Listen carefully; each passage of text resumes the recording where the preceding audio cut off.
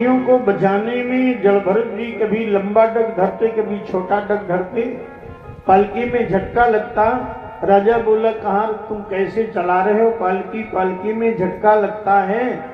कहार बोले, महाराज ये नया वाला कहार बड़ा मतवाला और बलवाला है, जिधर चाहता पालकी ठेल देता है, हमारा दोष नहीं है। बोले तो एक काम करो, तुम सब एक तरफ हो जाओ, इसको अकेले एक तरफ लगा दो। तो सब कहार एक तरफ हो गए, जलभरत जी को अकेले एक तरफ लगा दिया। जलभरत जी पालकी धो रहे हैं, इन्हें अपने कष्ट की चिंता नहीं है, कांधे से रक्त झड़ रहा है।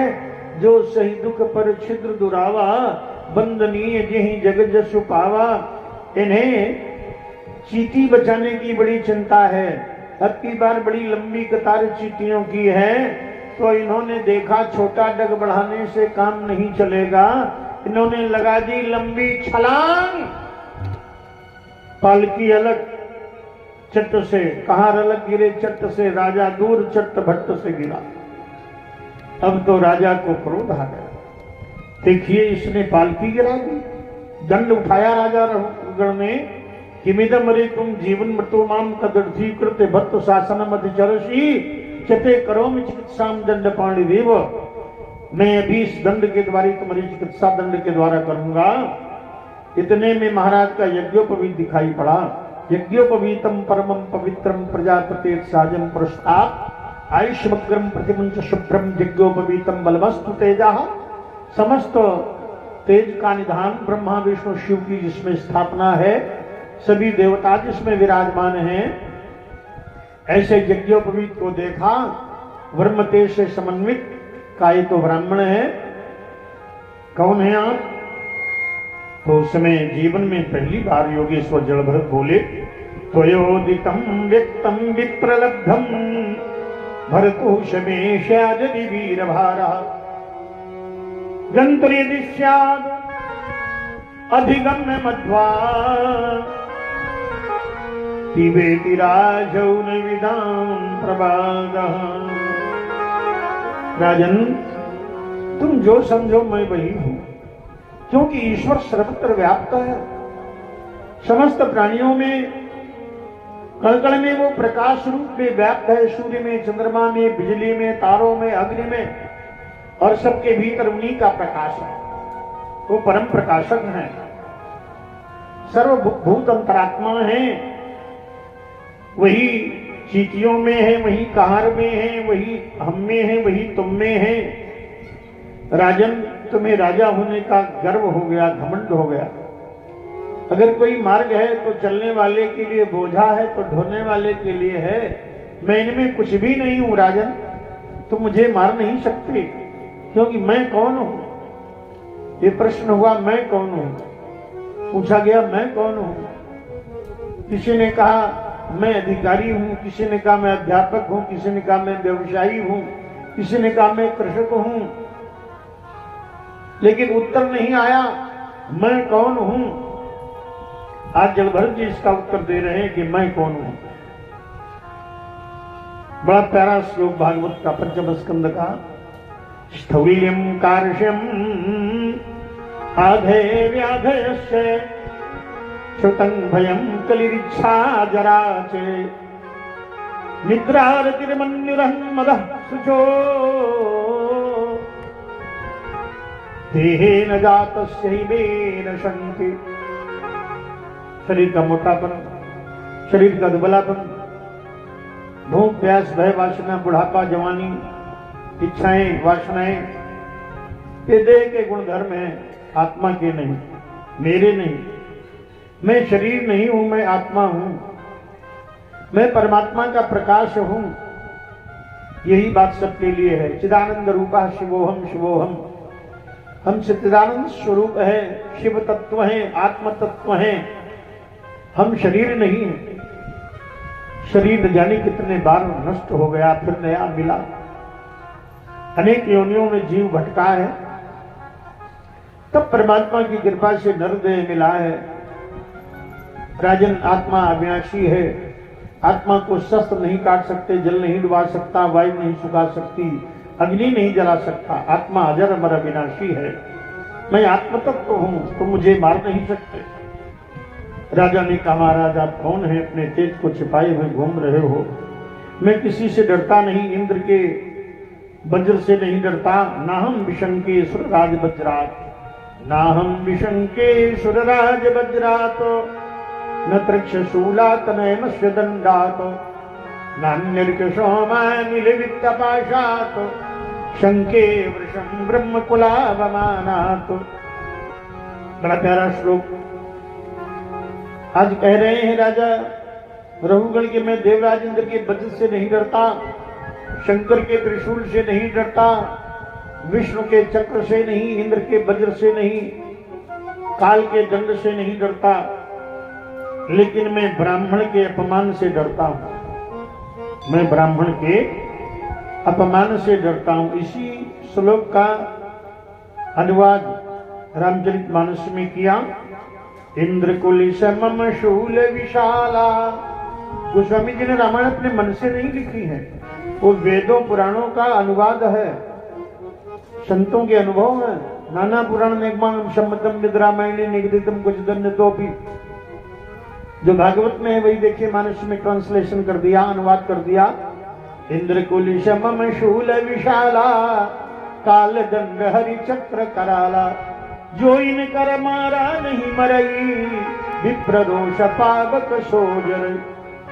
महाराज आप ब्राह्मण हैं। एक धातु की बटलोई को अग्नि पर चढ़ाया गया, दूध डाला गया, चावल डाले गए, बटलोई में नीचे आग लगी है, बन गए चावल। ऐसे ही जब शरीर को पीड़ा दी जाएगी तो इंद्रियों के माध्यम से मन से बुद्धि और आत्मा को भी पीड़ा होनी चाहिए। महाराज संत शिरोमणि जलभरत जी बोले, राजन तुम विद्वान नहीं हो, विद्वानों जैसी बातें करते हो। बटलोई लौकिक पदार्थ है, परमात्मा और आत्मा अलौकिक है, विनाशी अक्षर हैं। वो परमात्मा एक है, वो प्रकाशमान है, उसी के प्रकाश से प्रकाशित हो रहे हैं सब उस ब्रह्म का प्रकाश सबके भीतर है। अब देखिए किसी में कम है, किसी में अधिक है। अब जो जीव जंतु है उनमें प्रकाश बहुत कम है, और जो मनुष्य है उनमें प्रकाश अधिक है। जो महात्मा है उनमें बहुत ज्यादा प्रकाश है। जो परमात्मा से जितना जुड़ा है, देखिए संसार के ये जितने उपकरण हैं बिजली के, इनमें क्षमता है कि इतनी बिजली इनमें आ सकती, ज्यादा आएगी ये फूट जाएंगे। लेकिन ये शरीर ऐसा है, उपकरण भगवान की बिजली रूपी शक्ति कितनी भी आ जाए उतना ही प्रकाशमान हो जाएगा। क्षमता बढ़ती चली जा रही है। जितना जो भगवान से सीधे कनेक्शन जोड़ देगा है, इन उपकरणों में सीधे कनेक्शन जोड़ दो फूक जाएंगे, लेकिन ये उपकरण ऐसा सीधे कनेक्शन जोड़ दो तो और लाइट बढ़ जाएगी, प्रकाश बढ़ जाएगा। जिन्होंने सीधे डायरेक्ट कनेक्शन ब्रह्म से जोड़ दिया है वो उतने अधिक प्रकाशमान पुरुष हो गए हैं। ब्रह्मविद ब्रह्म ही भवति, जो ब्रह्म से जुड़ जाता है वो ब्रह्म के समान हो जाता है। ब्रह्म के समान पूजनीय, वंदनीय और तेजस्वी हो जाता है जो ब्रह्म से जुड़ जाता है। राजन मैं ब्रह्म तत्व हूं, तुम मुझे मार नहीं सकते। ये आत्मा परमात्मा का अंश है। ऐसा दिव्य ज्ञान जब सुना तो चरणों में गिरे। राजा बोली, महाराज उपदेश करो। तो महाराज श्री बोले, जलभरत जी ये संसार एक वन है। यस्यामि में खड़ नर देवदस्यवः शार्धम विलिमंति कुनायकम बलात्। इस संसार रूपी जंगल में आत्मा रूपी पथिक परमात्मा को पाने की यात्रा कर रहा है। बीच में इस घने जंगल में लुटेरे हैं, काम क्रोध लोभ मोह मद मोह मत्सर। जो तपस्या की पूंजी, भजन की पूंजी मनुष्य इकट्ठा करता है बड़े प्रयास में, उसे ये काम क्रोध लोभ मोह मद मत्सर रूपी लुटेरे लूट लेते हैं। कभी काम लूटता है, कभी क्रोध, कभी लोभ, कभी मोह, कभी घमंड, कभी ईर्ष्या। ये विकार लूट रहे हैं आत्मा रूपी पथिक को। इसलिए गुरुदेव की शरण में जाओ और गुरुदेव की शरण में जाकर के परमात्मा तत्व का प्राप्त करो। देखिए तपस्या करने से, अन्य साधनों से परमात्मा की प्राप्ति नहीं होगी। रहुगणैर तपसा न जाति, न चिज्जया निर्वपणाग्रहाद्वा, न छंदसां नैव जलादि सूर्यैर विना महत्तादरजोऽभिषेकम्। ध्यान दें, परमात्मा की प्राप्ति केवल तपस्या से नहीं, वेद पाठ से नहीं, घर छोड़ देने से नहीं, सूर्याग्नि की उपासना से नहीं, भगवान की प्राप्ति थी गुरुदेव और महापुरुषों के चरणों की रज का चंदन मस्तक पर लगाने से प्राप्त होगी। महापुरुषों के चरणों की रज का चंदन लगाओ, उनकी सेवा करो तो परमात्मा प्राप्त हो जाएंगे। महापुरुषों की सेवा मोक्ष का द्वार खोलती है। महापुरुषों की सेवा मोक्ष का द्वार खोलती है। अब सेवा से लोग वंचित हो रहे हैं। सेवा आज से 25-30 वर्ष पहले सेवा भाव बहुत होता था। अब सेवा भाव की कमी आ रही है। पुत्र माता पिता की सेवा नहीं करते, बहुएं सास की सेवा नहीं करती। बहुत कम पुत्र ऐसे हैं, बहुत कम ऐसी बहुएं हैं जो सेवा करती हैं। और बहुत से ऐसे शिष्य हैं जो गुरु की सेवा करते हैं, कुछ नहीं करते हैं। कुछ ऐसे धार्मिक लोग हैं, धन का दान करते हैं, सेवा से दूर हो गए हैं। इसलिए आज बता रहे हैं, सेवा धर्मो परम गहनो योगिनाम अव्यगम्य। सेवक का धर्म योगियों से भी कठिन है। सबते सेवक धर्म कठोरा, सबते सेवक धर्म कठोरा। महापुरुषों की जो सेवा है उससे मोक्ष का द्वार खुल जाता है। इसलिए संत सेवा, गुरु सेवा भगवत प्राप्ति का साधन है। महात्मा दर्जोभिषेकम, महापुरुषों के चरणों की रज का चंदन मस्तक पर धारण करो और नवधा भक्त के माध्यम से परमात्मा की प्राप्ति करो। उपदेश किया, भजन करो, दिव्य उपदेश किया। और महाराज योगेश्वर जल भरत ब्रह्मलीन हुए, तपस्या भजन करते हुए राजा रघुगण मोक्ष को प्राप्त हुए। बोलो वृंदावन बिहारी लाल की जय। जो बोलेंगे जय उनके पाप होंगे क्षय, क्षय माने विनाश। जो बोलेंगे जय उनके पाप होंगे क्षय। जो नहीं बोलेंगे जय, पाप उनके ऊपर कहेगा अभी तुम्हारे ऊपर